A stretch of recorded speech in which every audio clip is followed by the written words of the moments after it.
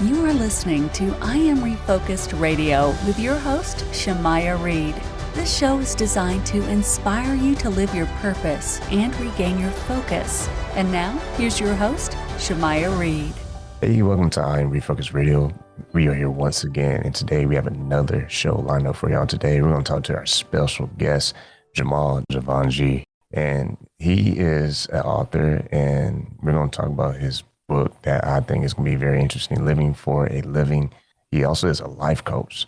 So we're going to learn all about him. He's doing his thing out in California, West Coast, and we're just going to learn about him, Jamal. So how you doing, sir? I'm well. Thank you so much for having me on the show. Man, it's a pleasure to have you, man. And you also, I forgot to say, you're a podcaster as well. So I'll definitely let you have the honors of talking about the Love Cast that you do on your podcast show. So thank you so much. Let's talk about you, man, because you're a full-time life coach. What inspired you to write this book, Living for a Living? Yeah, that's a good question. You know, living for a living, I like to say, is it originated from just kind of a pet peeve I've had. You know, over the years, people would ask the question. We all understand the question. Sometimes people will say, "Hey, what do you do for a living?" And the reason that's kind of a sore subject for me is because I grew up, you know, my family, a little bit of my background is my dad was an immigrant to the United States. He was born and raised in an island called Zanzibar, which is on the east coast of Africa.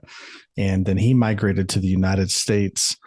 And he was actually writing to my mother. My mother was from southeastern Ohio, kind of an Appalachian area. So both in my mother and my father's background, you know, traditionally there was just a lot of poverty. So I grew up in a household where the focus was on survival, just got to work really hard just to pay the bills. And I mean, that was really life's focus for my parents. And I appreciate that about them. But there was something in me as a child that I just was always asking the question, is that it? Is that why we're here? Is there anything more to life than just making a few bucks and paying the bills and surviving? And what I witnessed was with my parents' story is that's really what was their focus. And when people would ask, you know, what do you do for a living, or what do you want to do for a living? I was always hung up on the word living, because to me, what they really are asking is, what are you going to do for money? But what you do for money and what you do to actually live may be very different things, because survival is a part of life, but to truly be alive and to live is a very different subject. And I always had the desire, what if I could live for a living as opposed to just living for survival? What does it look like? And so that was my lifelong quest. It took me down a lot of roads, but then I eventually discovered that actually not only can we live for a living, that's actually why we're here. We're here to be fully alive and to do. And when our work in the world is in alignment with what makes us fully alive, then we're living for a living. And that's the idea behind the book. Once again, listen, I'm Refocused Radio, talking to our guest, Jamal Jivanjee. And real quick, man, it shows in your bio that you were able to travel the globe. How many places have you traveled towards? And talk a little bit about that. I think that's interesting. Absolutely. Well, I spent a lot of time. French is my second language, just out of desire. So I've spent some time. I've had some folks I've connected with in Switzerland, the French part of Switzerland, and then France. So I've spent a lot of time over there over the years. I've been to Africa. As I mentioned, my father's side of the family is from East Africa, originally from India, heritage-wise from India, but several generations they moved to Zanzibar and settled there. So I have family in Tanzania and also Kenya. So I've been there to visit them. I've been to West Africa, a country called Cameroon, which is a French-speaking part of West Africa. Spent some time in Egypt, the Middle East, Jordan, Israel, West Bank areas, then spent some time in China, Hong Kong, Tibet, Nepal, India. So kind of all over that part of the world. And just every time I travel, it helps you see that the world is diverse in many ways, but in many ways, people are people. And what I learned from my travels is that we all have the same core desires, the same things that I desire is the same thing that people desire all over the world. And everybody's trying to meet those desires and to be fully alive. And and then I've been able to appreciate the diversity, of the cultures, and to see the thing that unifies us all is our common heritage is that we are all life, and life desires to live. So it's been a fascinating journey. That experience to be able to travel, was that funded with like your career, your day job, your entrepreneurship? What was it that came first?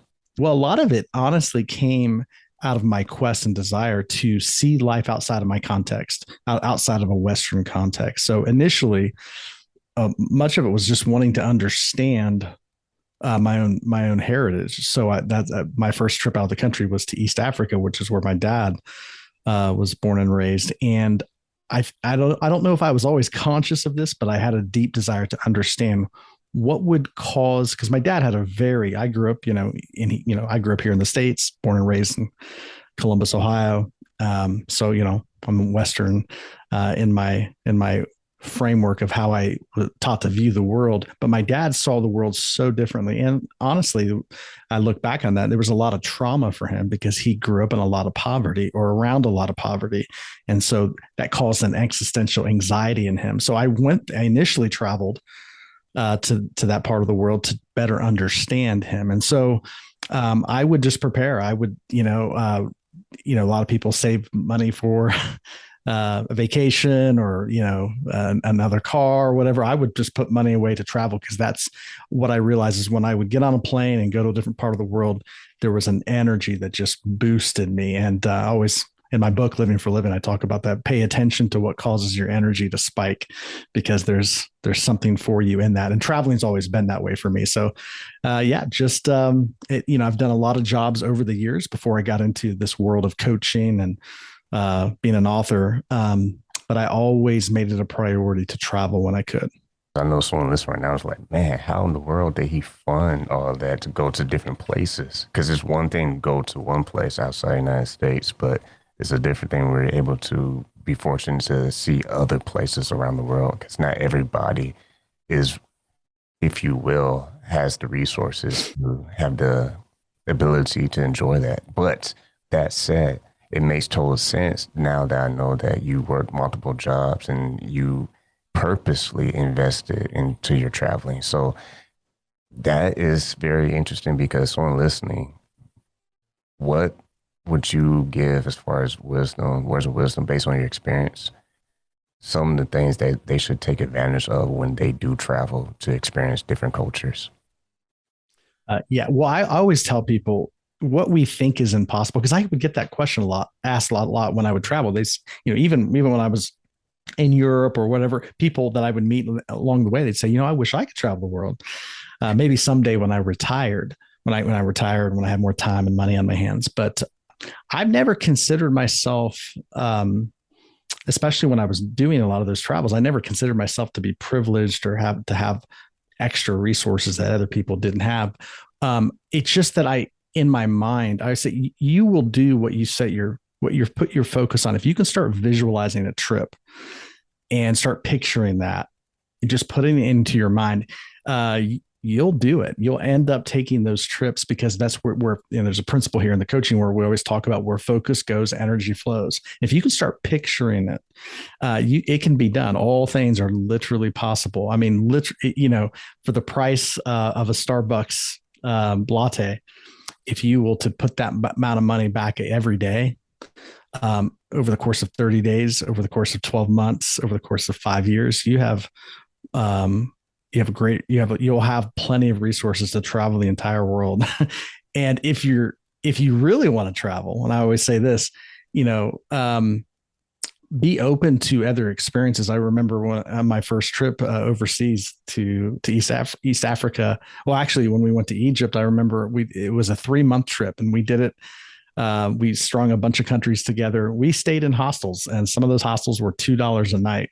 Now, it wasn't luxury staying, but we wanted to experience life as it as everybody else in that area experienced it. So we traveled on buses and trains, and we didn't do the tourist thing. So when you decide to do that, financially speaking, a lot of things are possible. Most of the world lives on about $2 a day. So if you're willing to do that, you can live that way as well. Once again, talking to our guest, Jamal Jivanjee. And man, that opens up my eyes, because that's a great point where you just illustrated for us. Like, if you put it in motion with imagining it is possible, instead of you visualizing the coffee at Starbucks, now it's like, okay, I'm gonna put that aside, and that's going to go towards my fund for this trip or that trip.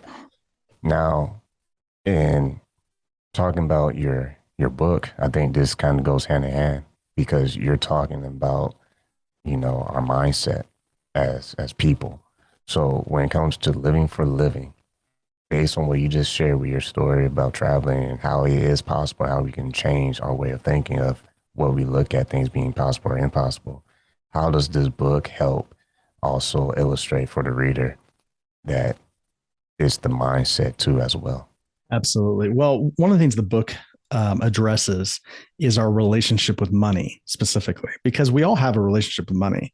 Sometimes we don't think of it as a relationship. We tend to think of relationships as being with other people, but a relationship is how my understanding of the word relationship is it's the manner in which you connect with something or relate to something. So what is money? We're taught, and this is a very strange concept. Most people, even though money is making most of the decisions, or how we acquire money and what we do with money is making most of the decisions for our life, very few people, and I've discovered this, have actually taken the time to sit down and really think about, what is it? What actually is money? Is it just these, at one point is it just paper? Is it just markings on paper? Is it just some metal coins? What actually is it? And what I've discovered about money is that what I was taught about money, everything I was taught about money, was fundamentally incorrect. I was taught that money is scarce, that money is hard to come by, that you have to work really hard for it. And most of the time that won't be enough. And I've just realized it's just not the case, because money at the core, at the end of the day, especially here in the West, money is actually determined by a group of about 7 people that sit on a board. We call it the Federal Reserve Board. It's a board of governors. At one point in time, money was precious metal, right? It was gold for the most part. We would say, okay, gold is valuable. And what makes gold valuable? Well, people say what has value. Literally, it's just human agreement. Whatever people agree on has value, it has value. That means we're giving it value.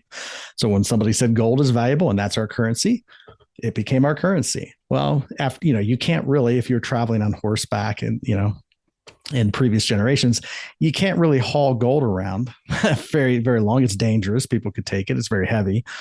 So what people did is they would take that gold and put it in a safety deposit box in a bank, and a bank would then issue a piece of paper and say, okay, this piece of paper represents a certain measure of this gold that you have in your safety deposit box, your bank account, so to speak. So then paper money was invented to be representative of gold. Well, now, we're no longer on the gold standard. So now the money that's issued and printed by the Federal Reserve is simply based upon whatever this group of people says it's based upon, whether it's gross domestic product or based upon certain economic indicators. They say, okay, that's determined, and the value and how it compares to other currencies. Basically, this board of governors is simply inventing out of thin air what money is and how much it's worth. So I say all that to say, what does that mean, right? Well, the word currency is what we use for money, but the word currency, the root word of currency is current. And the root word of current is energy. This is what we're talking about. We're talking about energy. So an economy is simply an exchange of energy. It's a giving and receiving. So really what money is a story that we're telling about an exchange of energy.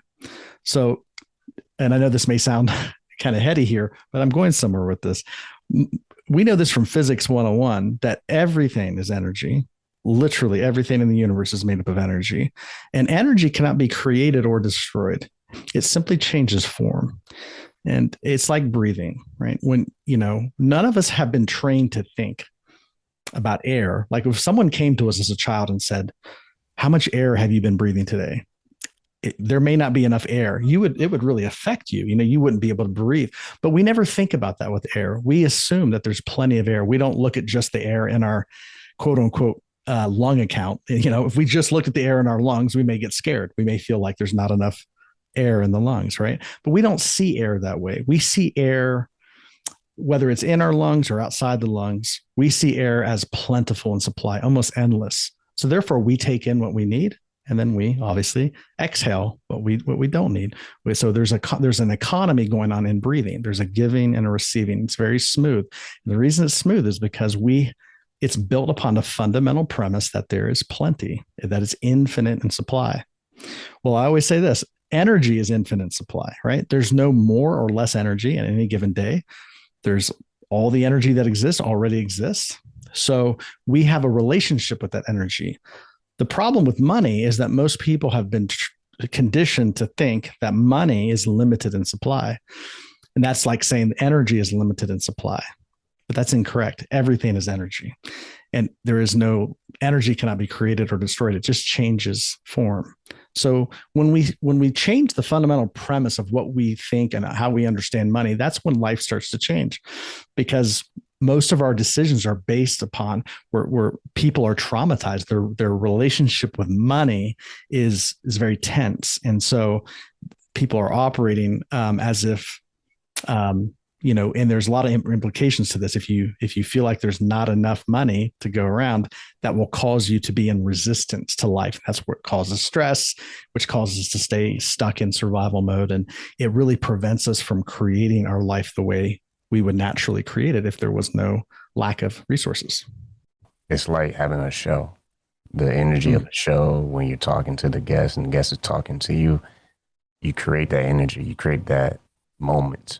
And I have plenty of people who've been on the show and they kind of say the same common idea. And that is, when you live in the moment, you live in the now, then that's when the best memories are made, because you're letting go of the past and you're not judging anything based on the past. You're not even judging anything. You're basically just living right now. And that's when you can have good memories and you create amazing moments within time. And then with podcasting shows, you get to paint that picture audio format for the audience. And so now they really engage into you, Jamal, on the show, because stories and time and how you just illustrate everything with your words, boom, it's in the moment. Absolutely. And we're creating in this moment. And what the next moment will be, I like to tell people, whatever the future is going to be is being created in this moment. And you'll never experience the future outside of this moment. Exactly. Everything happens in this moment, and it's beautiful. And in this moment, there's abundance, right? Everything we need for life to be sustained in this moment is here right now. And that takes us out of survival mode. Once we can pay attention to the quality and nature of life in this moment, it's very abundant, and everything's possible in this moment, because again, there's no future. The future can be whatever we do, however we perceive it in this moment. But the what's causing so much human suffering is not the future, even though the imagination of the future, this is where stress comes from, right? This is where we perceive. I always tell people every problem that you have is always in the future. If you think about it, it's always, whether it's 5 minutes in the future or an hour into the future, it's always rooted in the future, but the future doesn't exist. So where are we getting this imagination of the future? Well, what the mind does is it draws from the past. It draws from what we've experienced previously. And this is why our perception of the future feels very limited so often to people. And then we feel afraid of the future because the past is the reservoir that we're drawing from. But if we can learn how to disconnect from the past programming, the past experiences that we've experienced, if we can learn to disconnect or create a little bit of distance between the past and this moment, what happens is this moment, when it's not colored by the past, there's a sense of everything's possible in this moment. Whatever, there's no limitation. Then it's a matter of create. And that's when the creative energy starts to flow, and everything that's invented, whether it's from planes to to cars, to technology. At one point, this did not exist. And we had to break from the past to even create these things. And that's still true, right? So infinite possibilities exist when we learn to dial into this moment. You listen to I Am Refocused Radio, talking to our guest, Jamal Jivanjee, and his book that we're discussing, Living for a Living. You also mention and explore and break down for us in the book your true purpose, that big why. And it's not just why, but you break it down. And when people read your book, what do you hope they take away as far as action steps for them to practice in their own life? Because it's one thing to read something great, but it's another thing to put it in application. You're actually living it and not just quoting it. Yeah, absolutely. Well, I always say this about especially the books I've written. I always say my intention for the book is to be the starting point. Books don't transform your life. Exactly as you said, there has to be practical application to this information for it to actually make a difference in our everyday experience. So I always say the book is the entrance point. It's a beginning of a conversation. It's certainly not the end. But in regards to purpose specifically, I'll just tell you a little bit how purpose affected me. Just there was a point in my life that I went through some really difficult season, and to the point where I really didn't even want to live. I would say I was suicidal, but I didn't even have the energy for that. I was just completely at the end of my rope, and if I could have just pushed a button to end my life, I totally would. And when I was in this deep, dark depression, I heard a voice, and it was this inner kind of knowing, not a voice like you audibly hear, but it was like an inner direction, a guidance from my understanding is it was the divine voice coming to me. And what I heard was, since you're done with life and you want to die, why don't you do some research on people that have actually died and been resuscitated and had experiences called near-death experiences? Why don't you research those folks? And as soon as I heard that, it was the first thing that really, it seemed to lift me out of my depressive state. I just became obsessed. I started doing all this research on folks who have had near-death experiences. I ended up reading a book written by a medical doctor. It was called Life After Life. And this medical doctor documented about 100 folks that he could verify had clinically died, had experiences that went beyond the body that could be verified. And they were accurate experiences that could be verified, but they would have no way of knowing because they were clinically dead. So he'd researched them and he started telling their stories. So when I was researching their stories and listening to their stories, everybody's experience was slightly different, but there were some commonalities, common themes. And one of the common themes in everybody's story was that something was communicated to them after they left their body and they were in this other dimension having this experience. What was communicated to them was, this isn't your time. Like you can't stay. You need to go back to your body, to this life you have on earth, because there's a purpose for your existence. You are here on purpose. There are things you're here to learn. There's things you're here to do. And this is true of everybody. And when I heard that, it just floored me. And these folks that have had this experience, they were profoundly different after they were resuscitated, and got their life back. It totally changed their life. Now, most of those folks didn't know what that purpose, it wasn't told to them, this is your purpose, right? They didn't know that. But the fact is that they knew from that point on, they knew they have a purpose. And how this affected me was it showed me that I'm here on purpose. My life, there are no throwaway days. There are no mundane days. If I'm here, if I wake up today, it's because there is a purpose for me to be here today. And a lot of people in my coaching work, a lot of people say, I really don't know my purpose. I feel lost. I want to discover it. And I always like to say this, like, your purpose isn't lost. Actually, my understanding is that your purpose gave birth to you. Everybody's purpose is to live. Aren't we here to have this experience, to be fully alive? So the beginnings of our purpose is literally to learn how to interact with my life today, because stress is simply, people talk a lot about stress, but what is stress? It's simply inner resistance to the way life is in this moment. So if I'm resisting life, I can't have this experience. I can't be fully present, dialed in, having this very experience. If I'm drinking a cup of coffee, in order to really enjoy that cup of coffee, I have to be very present with it. If I'm going to enjoy this meal, I got to be very present with it. If I'm going to enjoy my relationship, I have to be very present with it. Well, if I'm in resistance to life, that's going to be very difficult. So just understanding that the fact that you exist, that you're here, that you're still alive means there is a profound purpose to it. And that is to have this experience. Just knowing that is a game changer. And it's really how we can start moving into living from survival to actually living for a living, by understanding, like, what would you do if you had a lot of money, right? A lot of people say, if I just had X amount of dollars, that'd be great. Well, what would you do? Well, a lot of times people will say, well, I would travel, right? Okay. Well, I would enjoy my relationships. Great. I would eat good food. Great. Well, don't wait for that. You don't actually need money to do that. You can start doing that immediately, because we have food today. We have relationships today. We actually travel today. If you can take a walk, if you can take a drive, you're traveling. Enjoy what you're seeing. Take it all in. This is literally how we transition. A lot of people think we need money to do this. Money follows focus, but focus can begin immediately. Man, that's some good stuff. I had to listen to this myself, man. But when people are reading the book, also, you also point towards this whole idea that working super hard is actually like the norm, because everyone's like, hey, let me just outwork you. Let me outwork the next guy. Oh, he's going to do this. Well, let me do this. Why is it important, the way you explain the book, that actually can lead to more troubles versus actually more success?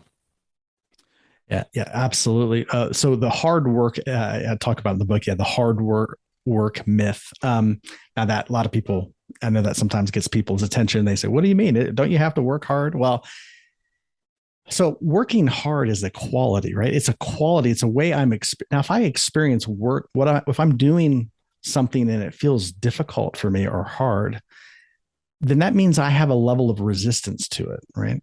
Now, I remember hearing, I think it was Bill Belichick, the coach of the NFL, New England Patriots, right? And I think it was a press conference one time, and they referred to his job as going to work. And he said, and he like kind of snapped at him. And he said, what do you mean? He's like, I don't go to work. He's like, you think this is work? He's like, this is play. He's like, I'm a coach. I coach a football team. Is it a lot of work? Well, it's a lot of hours and it's a lot of involvement. He said, but I love this. I love it. It's fantastic. And so for him, it's not work.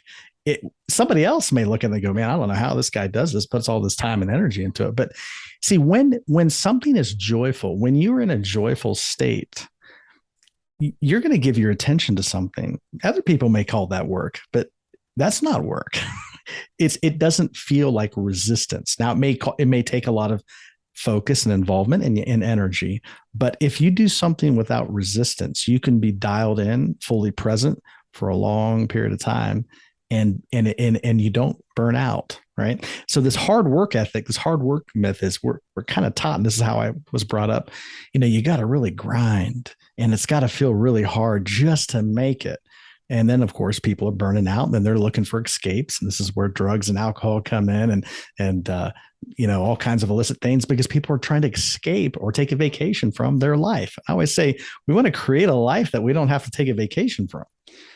And that's the possibility that exists when we start to understand that, when your work is in alignment with your passion and desires, it doesn't feel like hard work, even though it may be very involved and require a lot of focus and energy. It's not wearing you down. And that's what's possible for us. You've been listening to I Am Refocused Radio, talking to our guest, Jamal Jivanjee. You can go to his website, jamaljivanjee.com, and you can get his book on Amazon, Living for a Living, and I'm sure you can get it anywhere that you can buy books. Man, I know we are short on time, but before we let you go, you do life coaching as well. Someone listen right now, and they can potentially be a good fit for you, or you for them, however you want to phrase it. What's the best way for them to get in touch and learn more about your services? Absolutely. Well, my website's probably the best way for people to get in touch with, my coaching work. Obviously, I have a podcast called the Lovecast with Jamal. All of those resources and the book, as you mentioned, all of that is available on my personal website, which is jamaljivanjee.com. Awesome, man. Well, man, it's been a very great discussion on this talk, and I hope people will take this and run with it, man. I want to say thank you for taking time, your busy schedule, to talk to I Am Refocused Radio, man. My pleasure. Thank you so much for having me.